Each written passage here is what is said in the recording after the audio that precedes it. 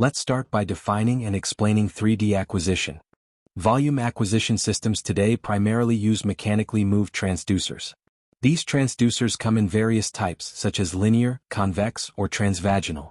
The probe itself includes a mechanical movement system, which is essential for acquiring detailed images and volumes. This technology forms the foundation of 3D ultrasound imaging.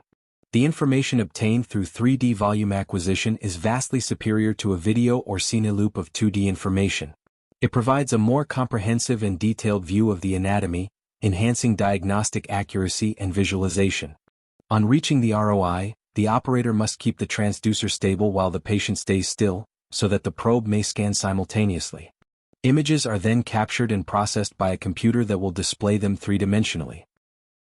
In the multiplanar volume mode, 3 planes are shown, longitudinal or sagittal in the A plane, transverse in the B plane, and coronal in the C plane.